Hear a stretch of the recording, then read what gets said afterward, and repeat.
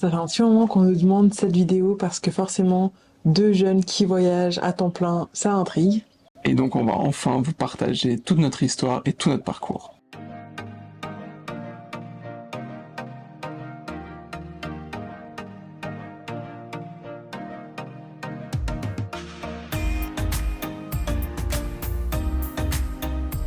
On commence par retourner presque 5 ans en arrière au moment de notre rencontre. Donc pour ma part, je rentrais de 6 mois d'échange en Australie Faut pas l'avancer sur le sujet, on n'en terminera pas. et je commençais un stage du coup dans une grosse entreprise à Genève. Et pour ma part, ça faisait déjà un petit moment que j'avais terminé mes études, mon bachelor. J'avais déjà fait le même stage que Marie allait faire pendant 6 mois. J'avais eu 6 mois de vacances. Donc autant vous dire qu'avec un bon salaire avant, un bon salaire en perspective et 6 mois de vacances, je suis pas resté chez moi. J'ai fait que de voyager.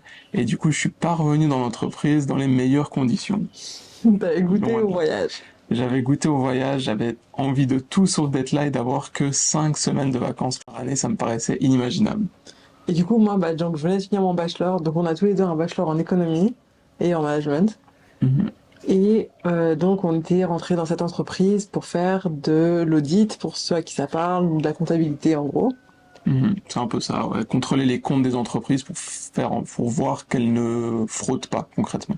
Et du coup, à peine 2 semaines après avoir commencé, on se rencontre, enfin pour ma part, hein, donc on se rencontre, et on commence direct à parler de voyage en vrai, parce qu'on parle D'Australie. de et des voyages qu'il a fait pendant 6 mois. Donc c'est un peu ça qui nous a liés, on va Ça dire. et Harry Potter. Et Harry Potter, c'est vrai. Les semaines passent, on continue à se voir, à aller boire des verres. C'était un peu le quotidien dans ce travail qui était très exigeant, disons. On faisait des longues heures de travail, des longues journées. Et du coup, les jeudis, vendredis, samedis, on allait boire des verres, décompresser. Et donc ce travail était vraiment très exigeant, très demandant, mais pas très challengeant intellectuellement, et c'était vraiment ce qui nous manquait. On était là, en fait, c'est tout le temps la même chose. Moi, je m'étais un peu plaint auprès de mes supérieurs, on m'avait donné d'autres tâches, mais c'est un On peu toujours la même pas chose, quoi. assez quand même. C'est ça, genre on a un peu l'impression de stagner mentalement, quoi. Et du coup, c'est pour ça qu'on a décidé de retourner aux études, parce qu'on avait envie d'aller plus loin dans ce qu'on savait, dans notre apprentissage, et aussi parce qu'on avait envie de dégager du temps pour voyager. Surtout que moi j'avais trouvé un master qui sur le papier me plaisait bien, c'était que 3 jours par semaine, donc ça nous laissait l'opportunité de faire des longs week-ends. Et donc c'est comme ça qu'en 2019, on a commencé nos masters respectifs, donc moi en économie et Karim en immobilier. Exactement. C'est des masters de 2 ans. Donc on a une vingtaine d'heures par semaine de cours. En plus, il y a eu le Covid qui est arrivé. Donc tous nos plans de voyage se sont effondrés, Ouais. malheureusement. Donc c'est ça, pendant 1 an, on n'a finalement pas du tout voyagé, à part quand il y avait des petites pauses dans les restrictions Covid et des trucs Ouais, comme ou en ça. Suisse, parce qu'en Ou en Suisse Suisse. c'était très, très chill les restrictions. Et c'est aussi à ce moment-là qu'on a commencé à être actif sur Instagram, mais plus vraiment on prenait des photos avec nos téléphones et c'était plus en mode on partageait un peu ce qui se passait par notre tête quoi. Ouais, en vrai on se croyait quand même assez cool, hein. On trouvait que nos photos étaient bien, on vous en mettra quelques-unes. Ouais, c'était pas ouf, Franchement, hein. ouais. Il y a pas si longtemps, je scrollais notre page Instagram avec quelqu'un qu'on avait rencontré dans un hostel, et franchement, dès qu'on arrive en 2021, Ouais, mais attends, là, franchement, c'est c'est la en honte, hein. 2019 Donc c'est encore, hein. encore pire. C'est encore pire. Je crois qu'on les a pas mal archivés, donc on vous mettra quelques petits dossiers. Mais du coup, voilà, c'est quand même à ce moment-là qu'on a commencé à se dire, bon, voilà, on fait ça un peu sur le côté, quoi. Ouais, on y croyait, on avait lancé un blog, on s'était dit, vas-y, on va faire des articles et tout. Franchement, Ça prend trop de temps. ça prend trop de temps, on était vraiment nuls, concrètement.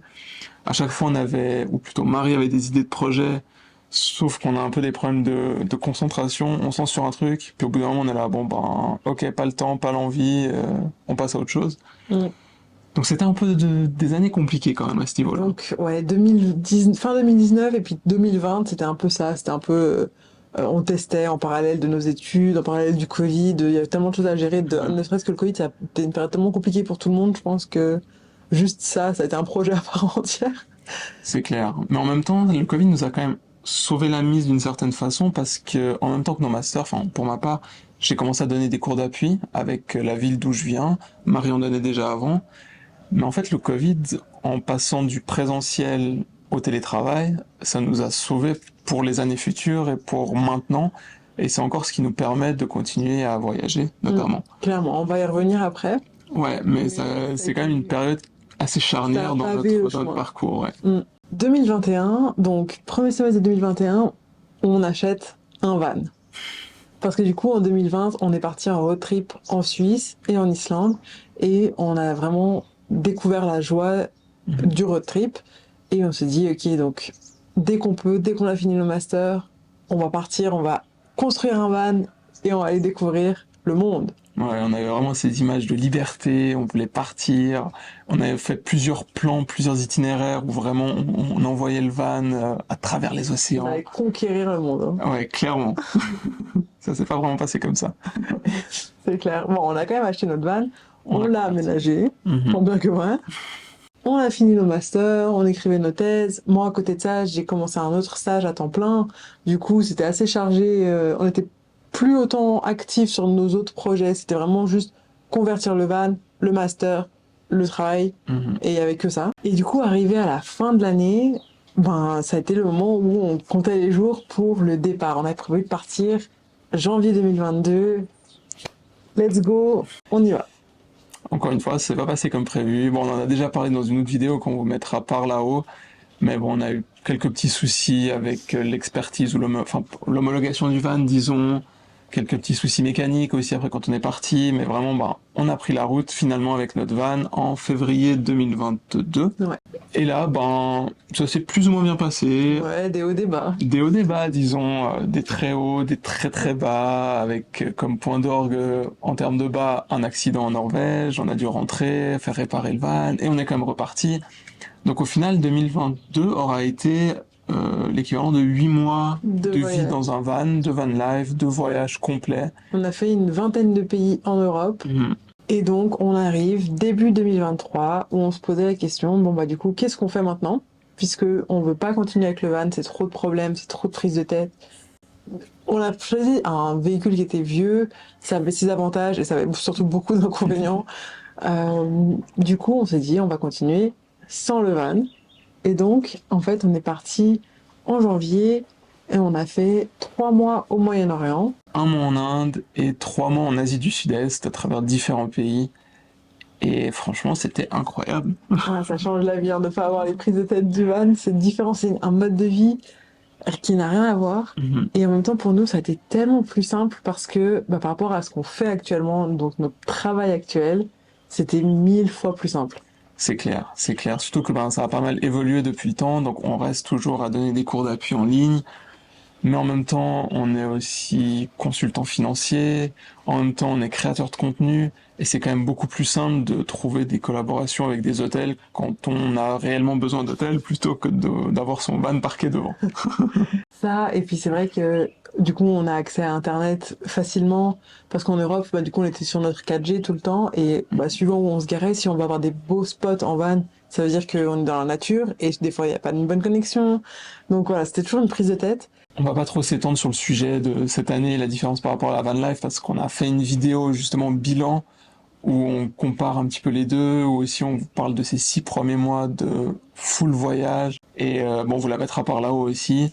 Si ça vous intéresse, allez plutôt voir cette vidéo où on va beaucoup plus dans le détail. Et du coup, pour ce qu'on fait vraiment actuellement, on donne donc des cours d'appui, comme on l'a dit, dans quoi? Parce que c'est la question qui nous revient souvent.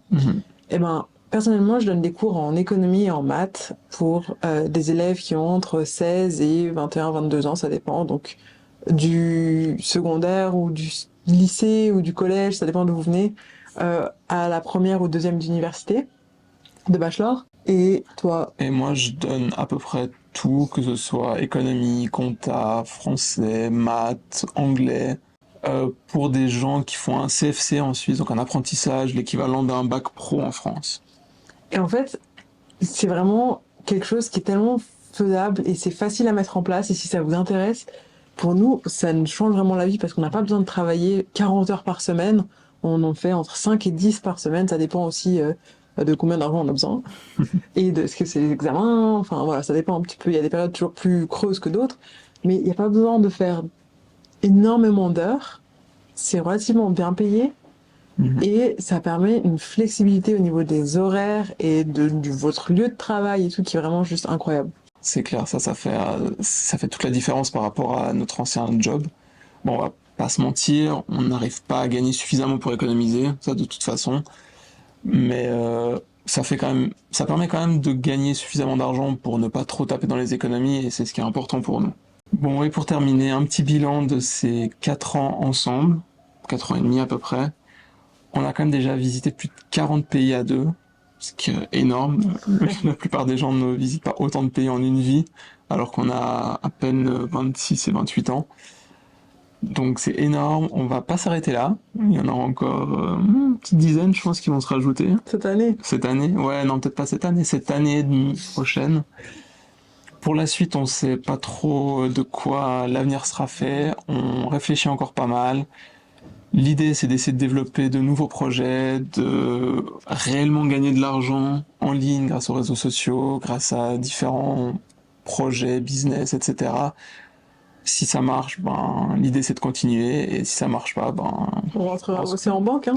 on rentrera à une vie plus classique, hein, pas trop le choix.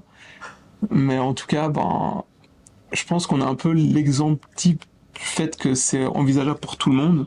On n'a pas de qualité spécifique, on a juste fait des études, mais n'importe qui pourrait donner des cours dans n'importe quoi, je pense, genre que vous soyez bon en telle ou telle chose, il y aura toujours de la demande pour des cours. Vous avez toujours un talent en quelque chose de toute façon, que ce soit académique comme nous, ou que ce soit un instrument, une langue, Un sport. un sport. Il y a toujours de quoi faire, franchement. Mhm. C'est clair, et on peut toujours se former à quelque chose, donc franchement, c'est un bon moyen de gagner de l'argent et de continuer à voyager tout en limitant les dépenses, disons. On espère que cette vidéo, elle aura répondu un petit peu aux questions que vous aviez sur notre parcours, comment deux jeunes peuvent voyager à temps plein. On n'a pas de trust, on n'a pas gagné au loto, on a juste trouvé un moyen de vivre nos rêves de manière simple. On n'a pas créé un business en ligne, e-commerce, dropshipping, je sais pas quoi. Non, on donne des cours simplement. Donc peut-être que ça vous inspirera à faire de même, peut-être pas. Si vous avez d'autres questions, n'hésitez pas à nous les dire en commentaire, nous les poser en commentaire, on sera ravis d'y répondre, que ce soit là ou dans une prochaine vidéo. Et n'hésitez pas à vous abonner, à mettre un pouce en l'air, ça fait toujours plaisir et ça nous aide aussi à continuer à voyager. Et à nous suivre sur Instagram parce qu'on s'est amélioré en photo quand même. J'espère. À bientôt. À bientôt.